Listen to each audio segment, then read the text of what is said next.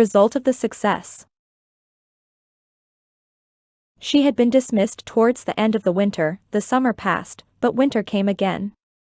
Short days, less work. Winter, no warmth, no light, no noonday, the evening joining on to the morning, fogs, twilight, the window is gray. It is impossible to see clearly at it. The sky is but a vent hole. The whole day is a cavern. The sun has the air of a beggar. A frightful season. Winter changes the water of heaven and the heart of man into a stone. Her creditors harassed her. Fantine earned too little. Her debts had increased.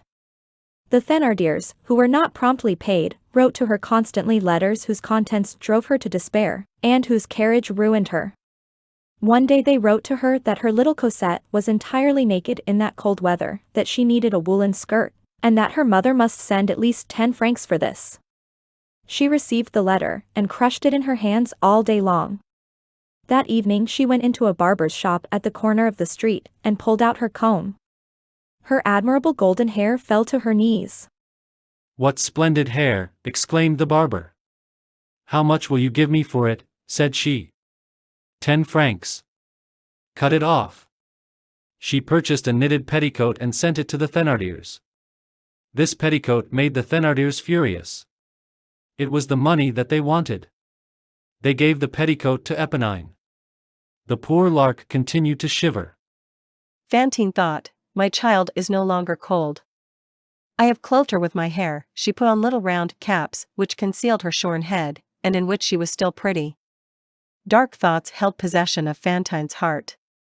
When she saw that she could no longer dress her hair, she began to hate every one about her. She had long shared the universal veneration for Father Madeleine, yet, by dint of repeating to herself that it was he who had discharged her, that he was the cause of her unhappiness, she came to hate him also, and most of all. When she passed the factory in working hours, when the workpeople were at the door, she affected to laugh and sing. An old workwoman who once saw her laughing and singing in this fashion said, "There's a girl who will come to a bad end." She took a lover, the first who offered, a man whom she did not love, out of bravado and with rage in her heart. He was a miserable scamp, a sort of mendicant musician, a lazy beggar, who beat her, and who abandoned her as she had taken him, in disgust. She adored her child. The lower she descended, the darker everything grew about her, the more radiant shone that little angel at the bottom of her heart. She said, "When I get rich, I will have my Cosette with me," and she laughed. Her cough did not leave her, and she had sweats on her back. One day she received from the Thénardiers a letter couched in the following terms: "Cosette is ill with a malady which is going the rounds of the neighborhood. A miliary fever, they call it. Expensive drugs are required. This is ruining us, and we can no longer pay for them. If you do not send us 40 francs before the week is out, the little one will be dead." She burst out laughing, and said to her old neighbor, "Ah! They are good. 40 francs. The idea! That makes 2 Napoleons. Where do they think I am to get them? These peasants are stupid, truly." Nevertheless, she went to a dormer window in the staircase and read the letter once more. Then she descended the stairs and emerged, running and leaping and still laughing. Someone met her and said to her, "What makes you so gay?" She replied, "A fine piece of stupidity that some country people have written to me. They demand 40 francs of me. So much for you, you peasants." As she crossed the square, she saw a great many people collected around a carriage of eccentric shape, upon the top of which stood a man dressed in red, who was holding forth. He was a quack dentist on his rounds, who was offering to the public full sets of teeth, opiates, powders and elixirs. Fantine mingled in the group, and began to laugh with the rest at the harangue, which contained slang for the populace and jargon for respectable people. The tooth-puller espied the lovely, laughing girl, and suddenly exclaimed, "You have beautiful teeth, you girl there, who are laughing. If you want to sell me your palates, I will give you a gold Napoleon apiece for them." "What are my palates?" asked Fantine. "The palates," replied the dental professor, "are the front teeth, the 2 upper ones." "How horrible!" exclaimed Fantine. 2 Napoleons, grumbled a toothless old woman who was present. "Here's a lucky girl." Fantine fled and stopped her ears that she might not hear the hoarse voice of the man shouting to her, "Reflect, my beauty. 2 Napoleons, they may prove of service. If your heart bids you, come this evening to the inn of the Tillac d'Argent, you will find me there." Fantine returned home. She was furious, and related the occurrence to her good neighbor Marguerite. "Can you understand such a thing? Is he not an abominable man? How can they allow such people to go about the country? Pull out my 2 front teeth. Why, I should be horrible. My hair will grow again, but my teeth. Ah! What a monster of a man. I should prefer to throw myself head first on the pavement from the 5th story. He told me that he should be at the Tillac d'Argent this evening." "And what did he offer?" asked Marguerite. 2 Napoleons. That makes 40 francs. "Yes," said Fantine, "that makes 40 francs. She remained thoughtful, and began her work. At the expiration of a quarter of an hour she left her sewing and went to read the Thénardiers' letter once more on the staircase. On her return, she said to Marguerite, who was at work beside her, "What is a miliary fever? Do you know?" "Yes," answered the old spinster, "it is a disease." "Does it require many drugs?" "Oh! Terrible drugs. How does one get it?" "It is a malady that one gets without knowing how. Then it attacks children. Children in particular. Do people die of it?" "They may," said Marguerite. Fantine left the room and went to read her letter once more on the staircase.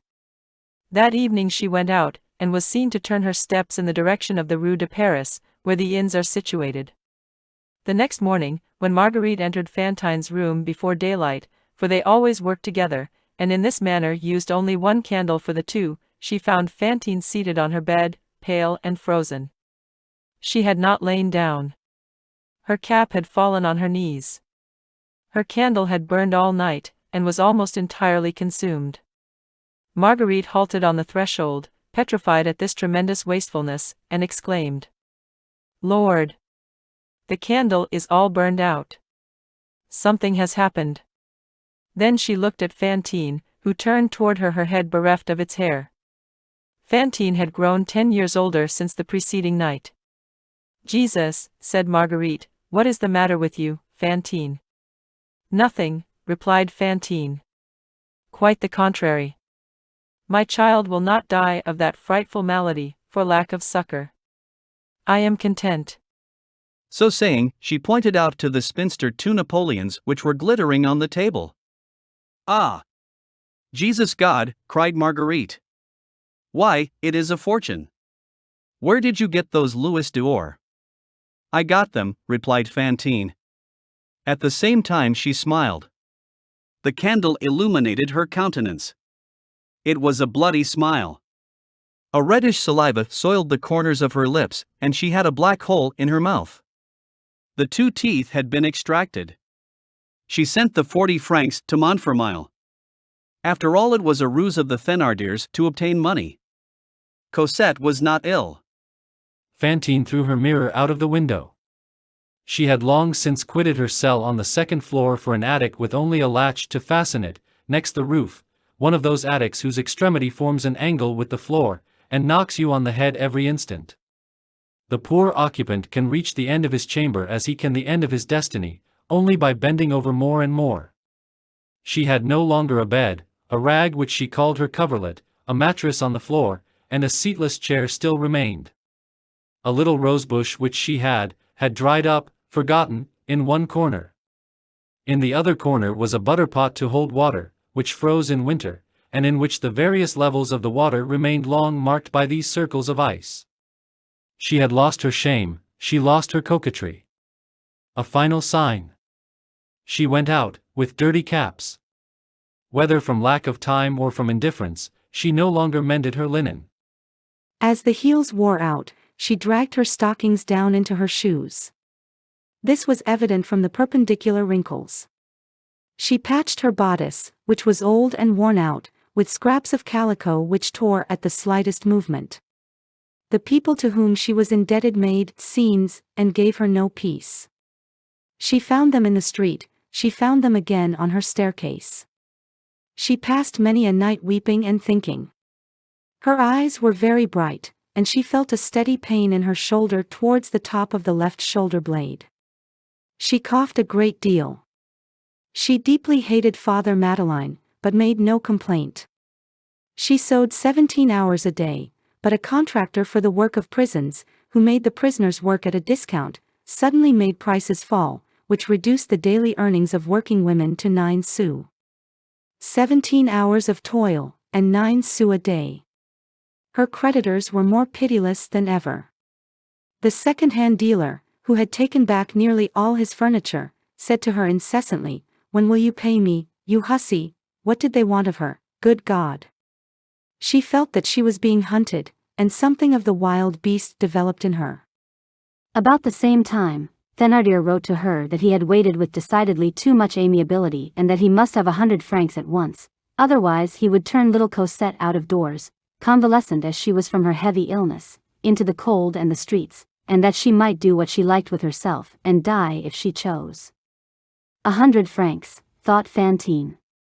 But in what trade can one earn 100 sous a day? Come, said she, let us sell what is left. The unfortunate girl became a woman of the town.